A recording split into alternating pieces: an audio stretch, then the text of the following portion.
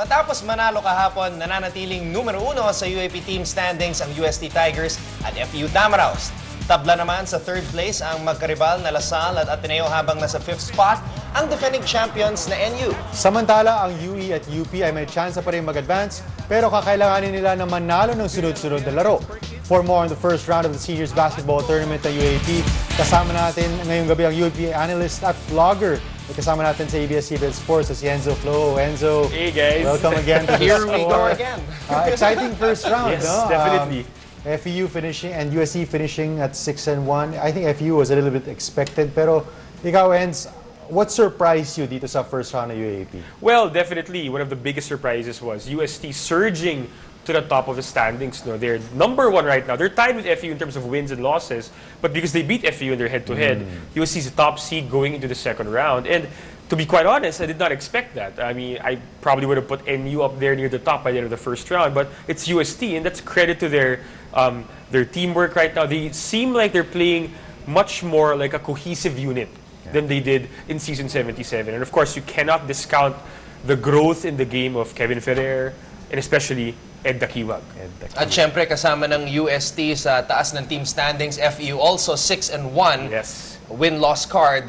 Ano naman na nakikita mo sa Tamaraos, Enzo? Sila ang paborito papasok sa UAAP season 78. Well, I think they're a complete team. No? They have a clear-cut leader, that's Mike Tolome right now, who's leading them in scoring and in several other categories. And then you have a very good supporting cast led by Mac Bello, you have R.R. Pogoy. Those guys are all, I believe, in their last playing years in the UAAP. And then you have guys like Raymar Jose stepping up as well, Francis Stamsi, so many other role players just able to fulfill their roles in support of their stars. And FU's been able to show that throughout most of the first round. Ayun, Enz, before natin pag-usapan yung Ateneo and Lasal, I want to get your thoughts. What plagued NU? The 3 straight losses to start off the season. Ano yung naging problema nila, and tingin mo na turnaround naman ng NU yung situation nila? Well, it was very strange seeing NU going 0-3. They're the defending champions, obviously. The thing is, if you look at the numbers, si Jello Alonino, their point guard, was actually scoring more in those first 3 games. He averaged about 19 points in those first 3 games, lahat talo. Their next 3 games na lahat panalo, he scored less but assisted a lot more. And they got Alfred Aroga involved a lot more. Early on, Aroga had some health issues, I believe, so that affected their performance. But in their 3 wins in the first round, Aroga was a beast. He averaged about 16 points, about 14 rebounds, I think. He had 22 rebounds in 1 game in those 3 wins. So if they can get a lot of consistently high level of play from both Alolino and Aroga, and guys like Napes can contribute, Abatayo, and all those other guys, then NU, we might be looking at a surge for them in the second round. Okay, ngayon naman, pag-usapan natin yung sinasabi ni Marco na Ateneo and Lasal. Let's start off with Ateneo. Alam naman ng lahat, the spotlight is on Kiefer Avena, his final year. A lot of pressure on this young man's shoulders.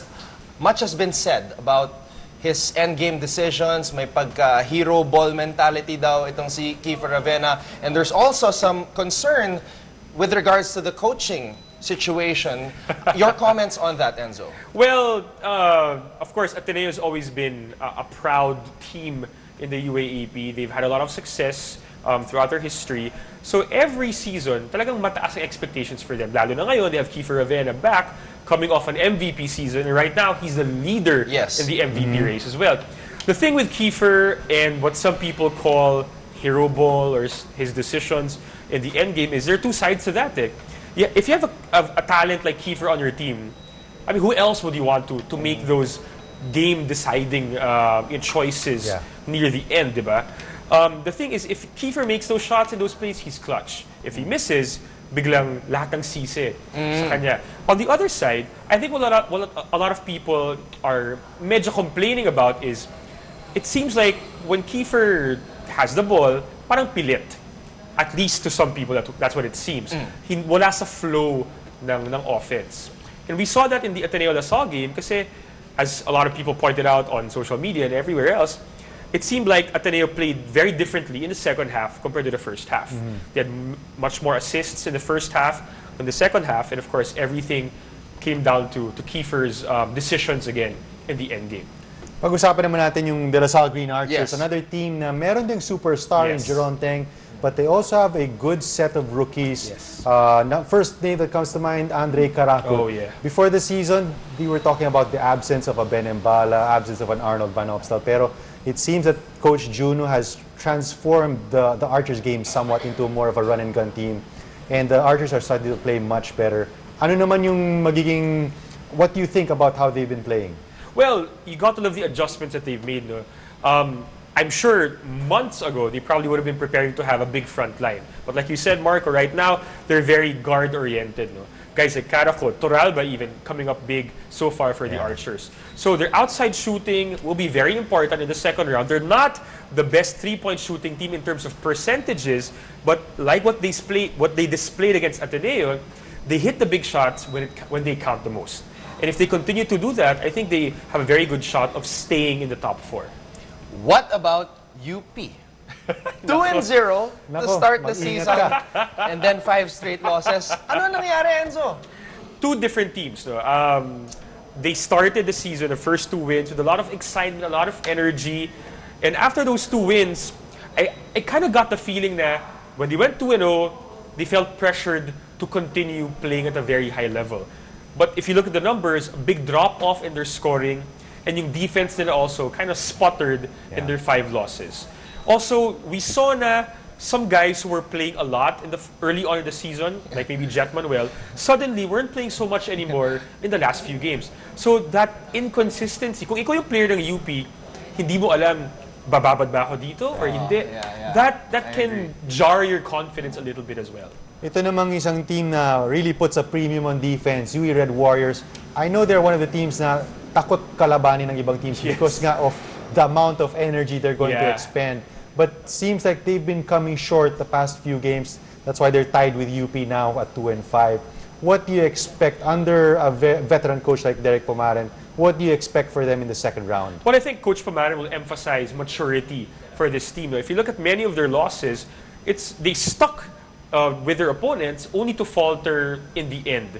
One good example was yesterday against UST. They were right up there. They could have tied the game in 1 possession, but they took a rushed, ill-advised 3-pointer instead. No? Those are the kinds of things that will really hurt this UE team if they don't mature quick enough in the second round. They'll be very dangerous because #no-chill itong UE team. They're energetic for 40 straight minutes, no? And that's why a lot of people are afraid to play them. But that maturity, that mental toughness, that's going to be the big roadblock for the Red Warriors. Lastly, Adamson Falcons, nakasungkit ng panalo kontra sa UP. The Adamson Falcons, if you look at their lineup, wala masyadong sikat dyan, di ba? But you have 2 guys here actually in the top 15 of the MVP race. You have Papi Sar, and then you have Joseph Nalos. And you have Jerome Garcia coming up big in their game against UP as well. So Adamson will be entering round 2 with a lot of confidence. And I believe, if I'm not mistaken, their first game this weekend is against UP also. So they're going into that with knowing that we've beaten this team, we can maybe beat them again. Suddenly, we have a 2-game winning streak. Anything can happen. They could be a potential spoiler team in round 2. Okay, a very good roundup, Enz, and we expect a more exciting second round. No? Any last thoughts about going into the second round of the UAAP? I think it's going to be very, very exciting. Earlier today, si Pong Ducanes, our stat guru, he tweeted something about parang every team has had a good win this first round, and that's a testament to the level of competition and parity so far in this season. And I look forward to more of that in round 2. All right, thank you very much, Sir Enzo Hoopnut. Thank you for joining us.